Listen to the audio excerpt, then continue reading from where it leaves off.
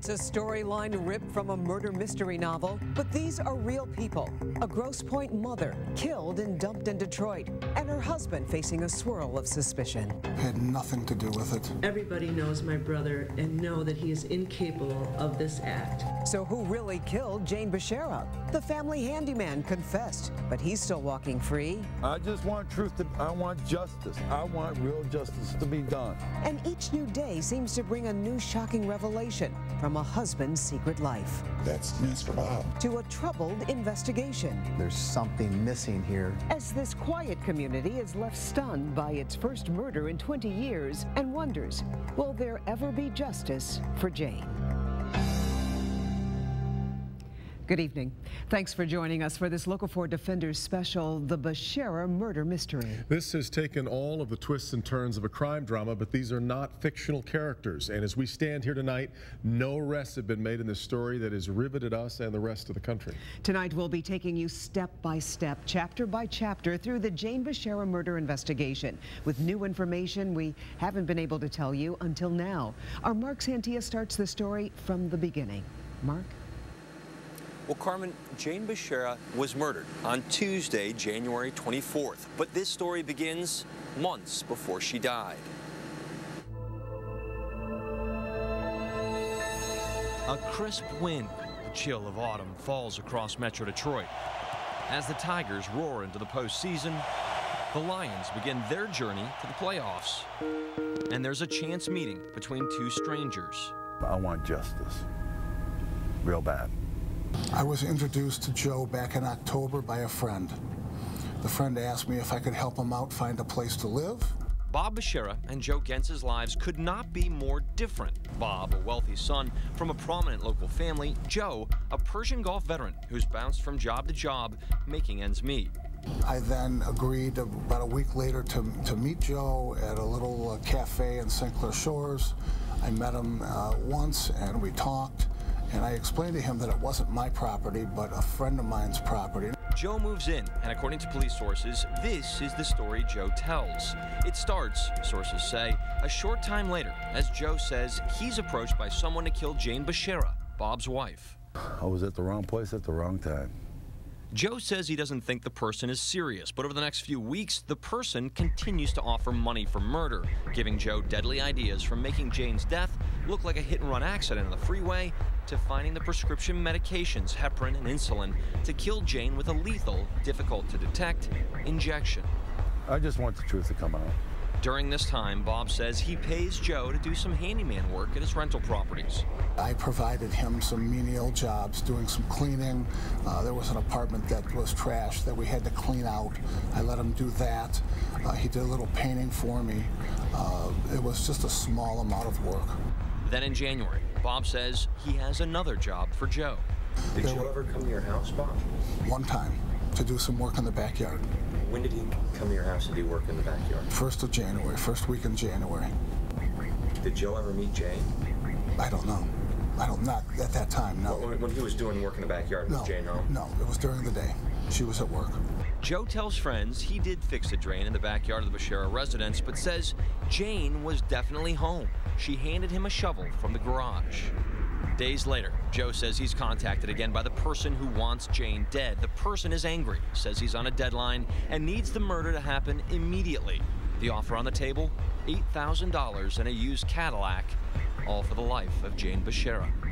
January 24th, Joe tells friends he receives a phone call around 2 in the afternoon while working at St. Vincent de Paul here in Grosse Pointe Park. Joe says the directions are specific. He must be at the Bashara home at 7 p.m. sharp. 4 p.m., same day, Jane leaves a meeting in downtown Detroit and calls her daughter. My daughter talked to her at about 5 o'clock. So on her way home, after she and I talked, she called, or Jesse called her. I'm not clear which one it was. Bob says at this time he's working on a project behind one of his rental properties. Several witnesses see Bob inside the Hard Luck Lounge taking brief breaks from his work. Bob says he's supposed to meet Jane at their home here on Middlesex at 8 o'clock. 7 p.m., Joe tells police sources he shows up at the Bashara home and along with another person, walks into the garage. A short time later, Jane returns home, enters the garage, and Joe says the other person forces him at gunpoint to kill Jane. What do you want people to know? I want him to know the truth.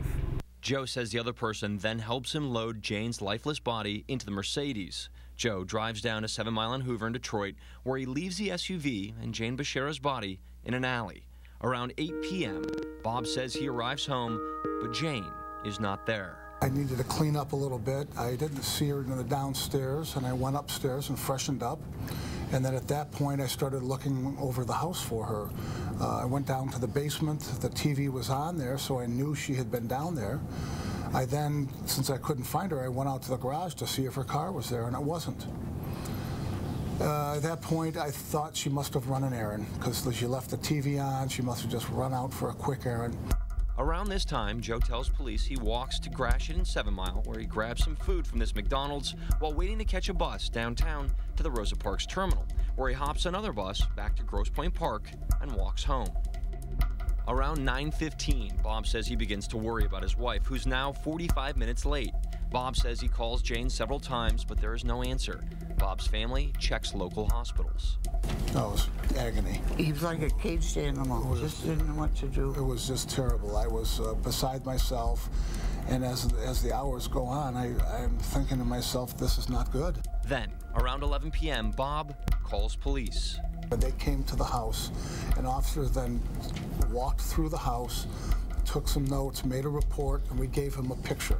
Hours later, around 9 a.m. Wednesday, January 25th, police returned to the Bashara home. The two detectives that were that had Captain Locke and Don Olson, who was with the Detroit police, came to my door and then came in and then informed me that they had found Jane and that she was dead. I just welled up with tears and unbelievable sorrow.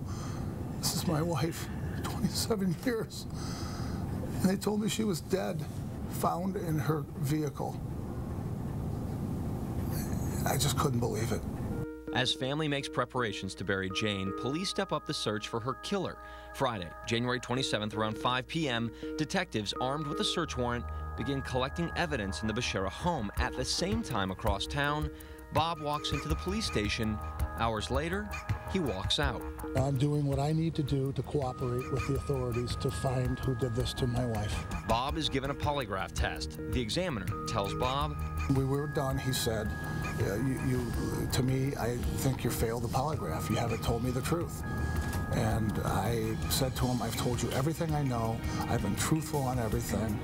Police will only say this about Bob. Voluntarily has come in. He continues to cooperate with our investigation. But just days later, hours before sunrise on Tuesday, January 31st, Joe walks into the Grosse Pointe Park Police Department with a story to tell. What do you want people to know?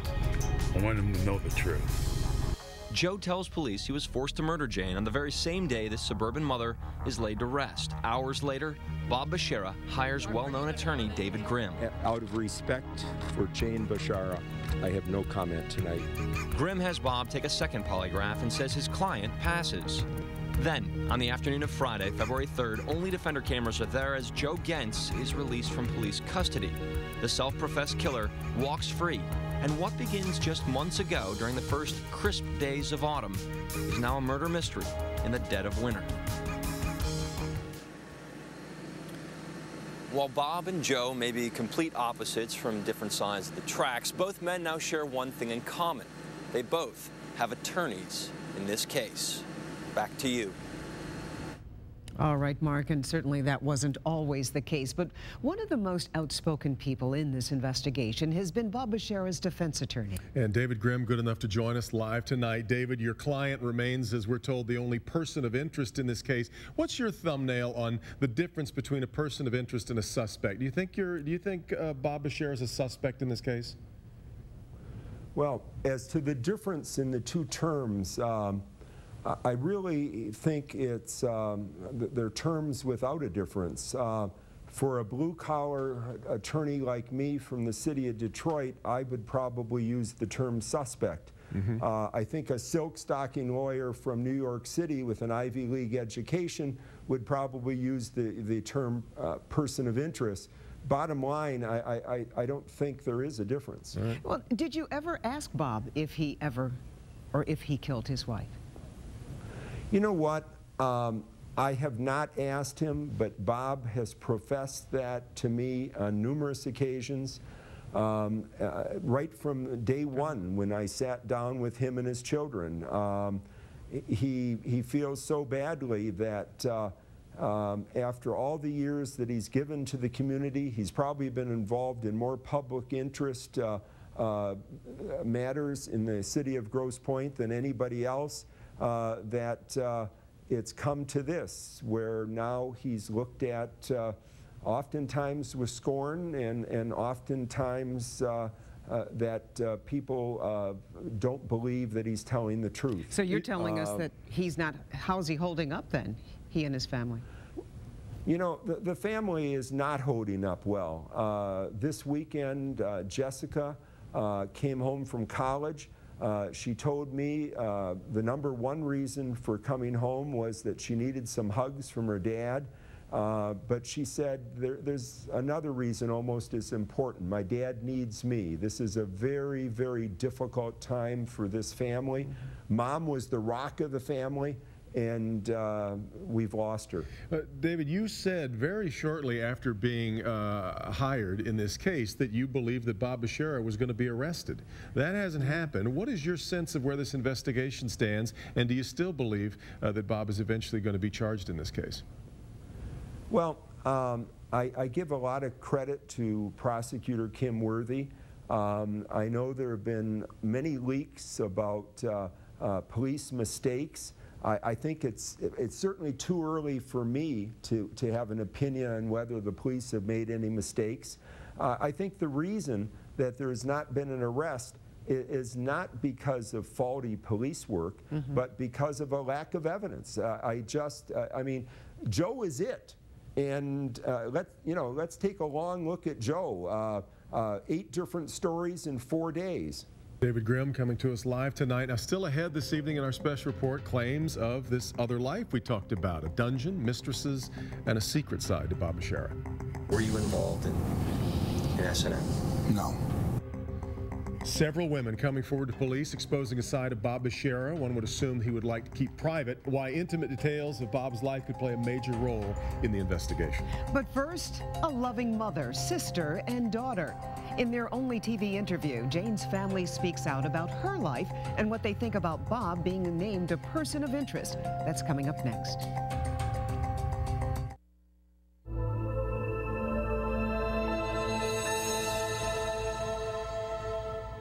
Now to Chapter 2 of the Bashara murder mystery. A wife, mother, and beloved neighbor. You've seen her face, but tonight her family is telling the defenders how they want Jane to be remembered. There's no question, she meant so much to so many. And certainly no one ever expected Jane would go from hardworking mother, businesswoman, and community activist to murder victim overnight. Hank Winchester is live now in Grosse Pointe Park. And Hank, you sat down to talk with Jane's family. We did, Carmen and Devin. Good evening to both of you. I spoke with her mother and her sister at length. It was heartbreaking. As you can imagine, the entire family devastated. But Jane's sister and her mother want right now to support Jane's 2 children and also help police find Jane's killer. Jane Bashara lived for her family, her son Rob, her daughter Jessica, her 2 children, her pride and joy. Jane spent her adult life working to be a good example for her kids, showing them the importance of hard work and community involvement. Whether it was volunteering at school for the children or spending long days on the job, she taught them valuable life lessons they will carry with them the rest of their lives. Jane has always been a leader, a teacher of sorts. She was born June 22nd, 1955 in Mount Clemens. The oldest of 4 children, she graduated from CMU. Her younger sister Janet followed in her big sister's footsteps at Central. She eventually married Bob Bashara. They began a life together. Kids followed, and so did a career, ultimately working as a marketing manager for Kima in Detroit. Jane was happy, successful, preparing to watch her own children begin their lives. Then in an instant, it all came to an end. Jane Bashara was murdered January 24th. Her husband, Bob, now called a person of interest. Her friends and family members left stunned. Jane's own mother told me she can't comprehend who would want to harm her daughter. Think about it. I mean, she's been murdered. She didn't die.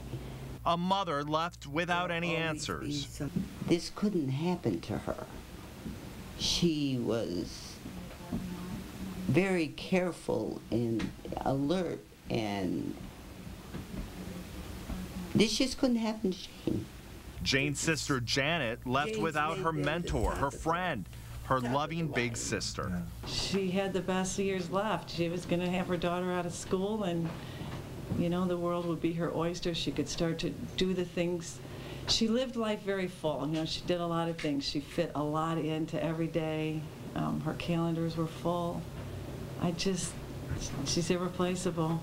Jane's family members got the news January 25th. They were told Jane had been killed. Her body left in her Mercedes SUV in Detroit. It all seemed unbelievable then, and always will. Now I'm the oldest of the family, and you know, I can't imagine not having her. I can't imagine not her being here for us. The focus right now, bringing someone to justice. As you can imagine, it was a shock for Jane's family members to learn Bob was even named as a person of interest. The concern, Jane's 2 children, making sure they're getting the love and support they need. For my niece and nephew's sake, I hope to God Bob didn't have anything to do with it. But I'll tell you one thing, I want to know what happened to my sister. And of course, our thoughts going out to all of Jane Bashara's family members and her many friends all over Metro Detroit. Jane's sister and mother telling me they've been working closely with police, doing whatever they can to find the person responsible for Jane's murder. Back to you. All right, Hank, that has remained elusive thus far, so still ahead, searching for clues and uncovering possible evidence. First computers, then blood. But that's not all police took from the Bashara home. We'll reveal the 2 other items sources say investigators are looking at. Plus, You want people to know. he confessed to killing Jane Bashara and has a message about the murder. What this family handyman says really happened, and the disturbing offer he says he received to commit the crime. That's next.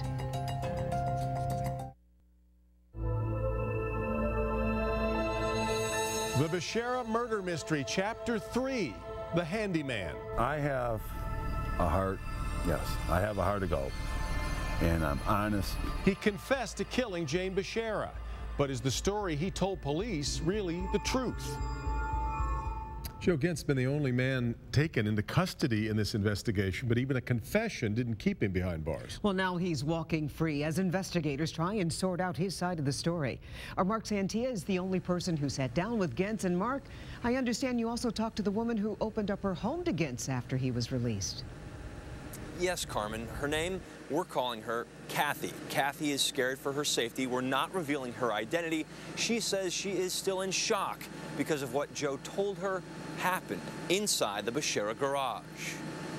I want justice. I want real justice to be done. This is Joe Gentz. I get a knock at the door asking for a friend of mine. And this is Kathy. She's pulled into this tragedy after a late-night visit by Joe, a person she's met only a few times before. I want justice. Real bad. Joe is looking for his friends, Rich and Ted. Kathy says the men are downstairs. What follows? Joe tells them a story. The same story police sources say he tells them. He must have said 100 times that he screwed up. He was crying to God. You know, please forgive me for what I did. Ted says Joe confesses he killed Jane Bashara. He says that her neck was like broken. Joe takes a shower and changes his clothes. Kathy heats him up some soup, still unsure of why Joe is acting so strange. He was walking around saying, I'm effed, I'm screwed, I'm going away for a long time. I'm looking at least 20 years. Then Ted and Dave drive their friend to the police station, convincing Joe to turn himself in. He didn't want to at first. He told me that he wanted to, leave the state. And I said, no, you had better stay here in Michigan and face your responsibilities. 72 hours later, Joe is released by police. He ends up staying the next 5 days at Kathy's home, sleeping on a couch in her basement. Finally, Kathy asks the question. Well, I asked, so what's going on? And he says, you know, I was a pawn. Kathy says Joe admits he killed Jane because he was forced at gunpoint to commit murder. The same story police sources say Joe told them. I said, well, you know, I don't understand. He says, well, it was my life or hers. He had a gun on me. What would you do? What would you do? Kathy says Joe keeps talking. He said he karate chopped her. She went out, but she was still conscious. And then the guy told him, finish the job, I'm on a time frame. And at that point, he said he crunched her neck with his boot. He said it was his work boots. Kathy says she's breaking her silence for one reason. I'm doing it because I want to bring justice to Jane. And Joe tells Kathy, although he was offered thousands of dollars to commit the murder, he was never actually paid. Now back to you. All right, Martin, as we mentioned, Gintz has a defense attorney. He confessed to the crime, but he's a free man tonight. Legal expert Todd Flood joins us live tonight. Todd, you listened to this story along with the rest of us. What bothers you about this whole thing? Really what bothers me is why Joe's out.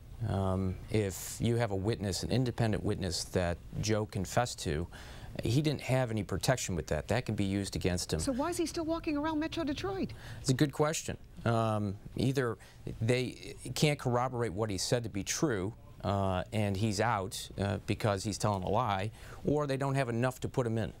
The story seemed to be that his story changed a lot with police a couple of times. Does that complicate things, or? Sure. Well, go ahead. Yeah, no, it does, because then you start getting into falsehoods, and when you start getting falsehoods, that can be picked apart by a defense attorney. So whoever's doing this with regards to the prosecutor, they're looking at this case as though they want to litigate it in a courtroom, and they want to charge it, and they want to do the right job. They want to put the right defendant in the chair. So if Joe is changing his stories back and forth, you may have some issues. But that's pretty compelling stuff with regards to the independent witness. Right. And you seem to know so much. Let's say you were representing Joe Gintz. What would your strategy be if you were representing him? Well, he wouldn't be talking, that's for sure. I would be trying to cut a deal if he in fact did this and he's confessed and they have independent evidence that can put him right there. It sounds like murder one. That's a pretty significant charge.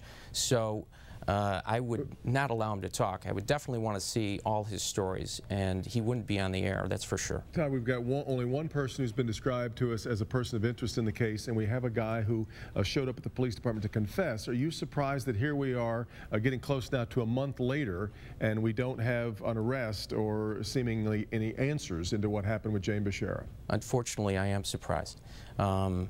But that doesn't mean they're not going to get the bad guy. Sure. They ultimately will.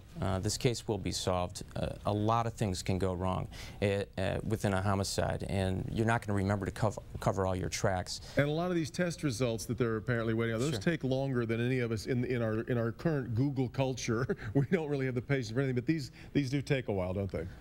Absolutely, Devin. You can't get all of that done in a quick time frame. Yeah. Well, we're looking at the end of the month, and certainly that may shed some new light, hopefully some new light on this investigation. Todd Flood, thank you so much for joining us. Thank you.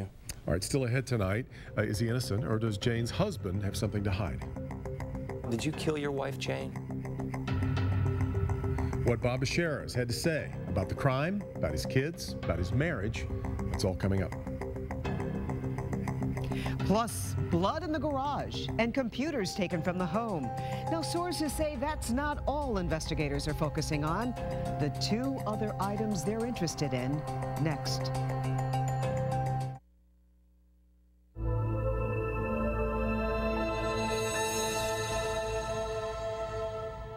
What really happened inside the Bashara family garage the night Jane was killed? Chapter 4 of this murder mystery takes us behind the scenes of the investigation, uncovering information you haven't heard before.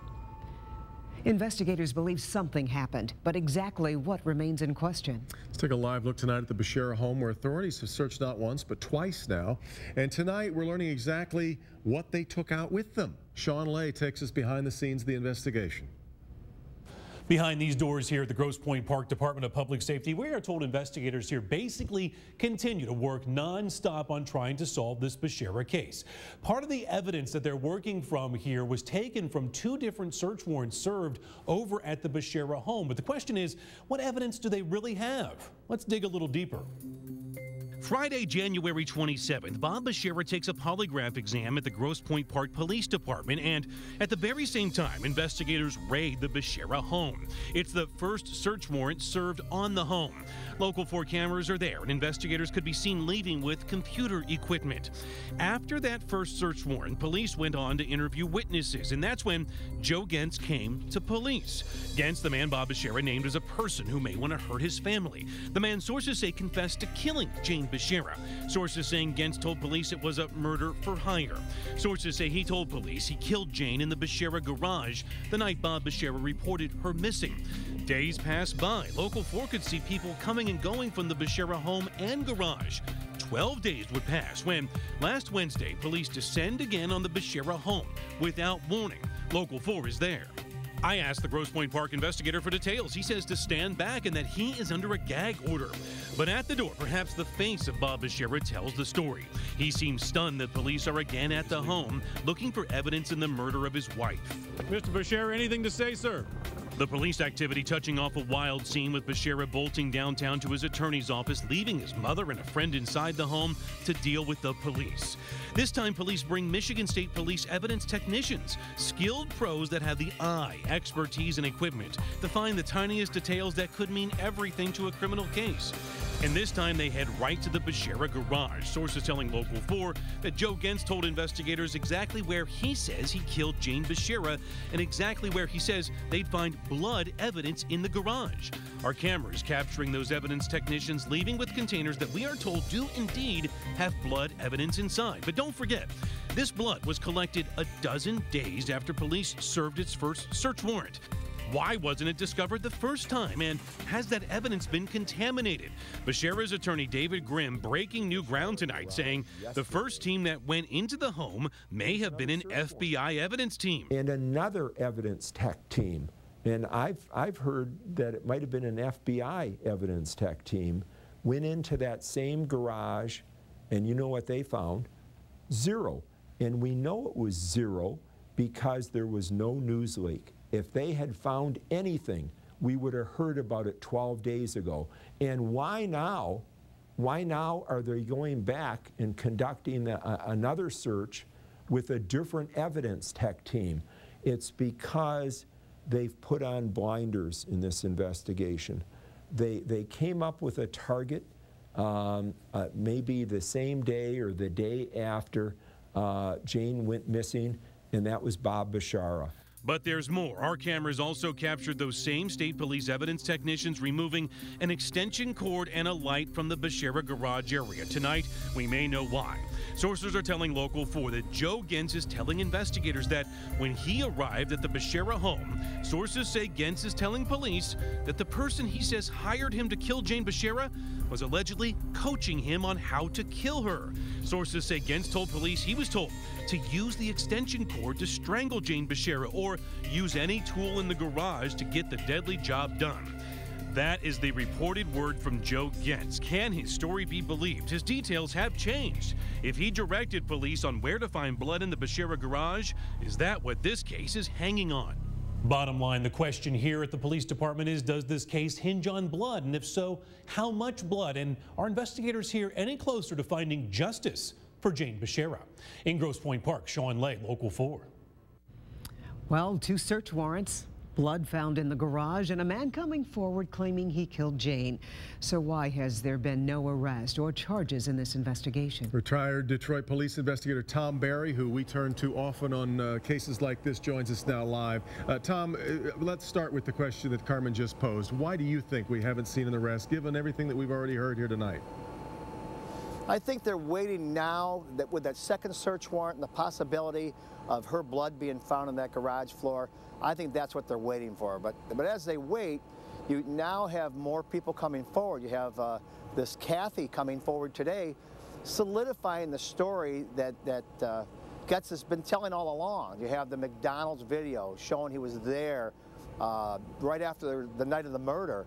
You have possibly other evidence with some other cameras at a downtown station that once again solidify his story. Now, it's been said that he said 6, 7, and 8 stories, and that's not what our sources are saying, and that's not what's been purported. He's been pretty consistent with what he's been telling, and the more that the people line up with him to verify his story that he was the person, in fact, that did kill her, then I think charges are forthcoming very quickly once that blood comes back. So why hasn't he been charged, Tom? Since his story is believable and being supported by evidence. It is now, but I think when he first came in here, you know, a lot of times police departments, and we've had false confessions. Every police department will probably tell that around the country. We get false confessions. You just can't take his word. If he went into the police department, he said, hey, I did this, this, and this. That in itself is not enough to charge him. You need other evidence to corroborate what he's saying is true, because you do have people coming in and just they like to confess. It's you know, it's an illness that people have. Tom, thanks very much for the time. Thanks for having me. All right.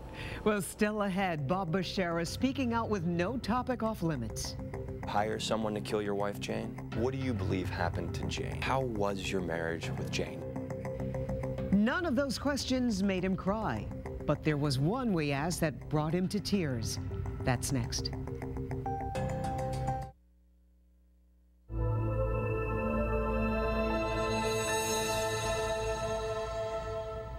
Husband, father, and person of interest, we're told. Chapter 5 of this bizarre murder mystery focuses on the man at the center of this investigation. Bob Bashara remains under the microscope tonight, but he's not been arrested, charged, or even brought in for questioning now in weeks. And now he's setting the record straight with the defenders, talking about the murder, his marriage, and his family. Our Mark Santia joins us now. And Mark, you were the first to sit down with Bob right after this happened. Yeah, Carmen, I sat down with Bob, his mom, and his sister. This was just days after Jane was murdered. And Bob answered every single question I asked him. Did you kill your wife, Jane? Absolutely not. I had nothing to do with it. Did you hire someone to kill your wife, Jane? No, I did not. For more than an hour, Bob Bashara answered every question. Talk to me about your marriage. How was your marriage with Jane? 27, you said almost 27 years. Okay. Those 27 years, how were they? We had great years together. We were a team. We worked together on community service projects for Rotary. I'm big in Rotary. We worked together in the schools. Like any marriage, you have your ups and downs. You have your rough patches that you come across. About a year ago, we did go to a marriage counselor to sort through some things, and we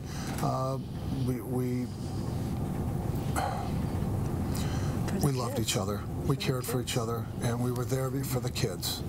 Was there talk of a divorce? Was there talk of, were you separated? No, not at all. She was a wonderful gal, smart, full of life, loved to play cards, loved to travel. The reminders are constant and strong.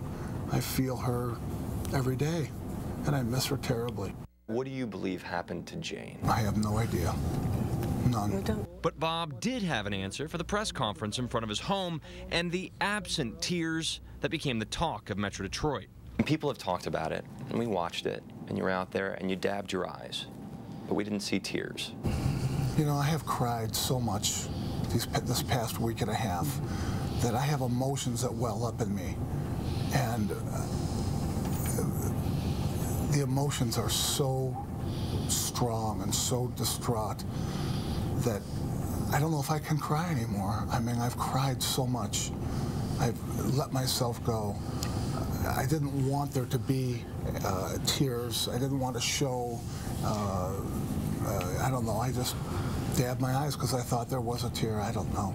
I didn't even think about that. Just a natural knee-jerk reaction. And Bob says while on arrest will help his family with some form of closure, they will always have heavy hearts. It'll never be the same. How could it be? No. How could it be? Yeah, but no, I've lost her. I mean, I'll move on. My kids will grow up. They'll get married. They'll have children. But she's not going to be there to see it. The things we've talked about, the things we've shared, there's no way it will be the same. No. But I will survive. We will get past this. For your children. For my children. Yeah. And Bob told me he wants whoever murdered his wife to be held responsible and, quote, punished properly within our legal system. Now back to you. All right, Mark, we've got more to come. Still ahead, a revealing look inside this so-called other life, Bob Bashara's secret life. Allegations of a mistress, a dungeon, and how this could all play a big role in the police investigation. Next.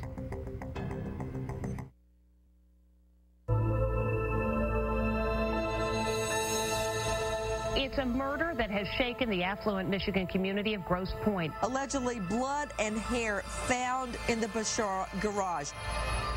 Tonight, Chapter 7 in the Bashara murder mystery, a big crime in a small town. The world taking notice, putting an uncomfortable spotlight on this community.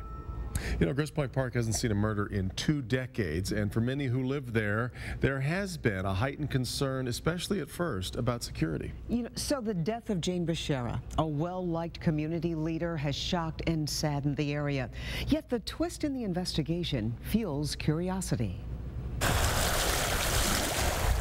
At the doorstep of Detroit, and just steps away from the suburbs, the Pointes somehow remain removed. With lakefront views and its own personality.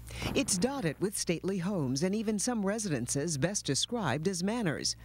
The Pointes comprise of Grosse Pointe, Grosse Pointe Shores, Grosse Pointe Woods, Grosse Pointe Farms, and Grosse Pointe Park. These 5 communities are distinct, but also share a single identity. As people mourn Jane's loss, there's also an undeniable curiosity in this small, bustling community. Everybody wants to know the truth about Jane's murder. Some things just look so obvious, but at the same time, you know, it's just a strange situation. Workers at Janet's Lunch in Grosse Pointe Park often serve Jane, describing her as warm and friendly. Jane's murder weighs on employees and diners alike. I don't know why it's taking so long. I have no idea. You know, maybe they're just being extra careful because of the high profile of it. I mean, it's gone national now. Many people we talk to are connected to the Basharas in some way, and they're invested in the search for Jane's killer. We need to get some facts and find out what's going on. The intensity and details of the investigation are enough to be the talk of any town, but in the Pointes, there's the added disbelief it could happen here. A community of privacy where even access to parks is exclusive. Amid these picturesque landscapes, there's a lingering uneasiness, the kind of wariness only violence can bring. With some of this community's innocence lost, some people fear few things will ever be the same. And right now, so many people just want an end to this tragic murder. Sadly, it feels like the story is far from over.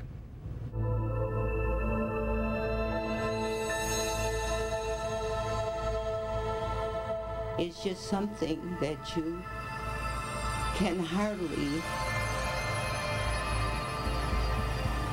think about. I mean, she's been murdered. I hope to God Bob didn't have anything to do with it. He is incapable of this act. There's no way it will be the same, but I will survive. We will get past this. I want real justice to be done. And tonight, the question remains on everyone's mind. When will there be justice for Jane?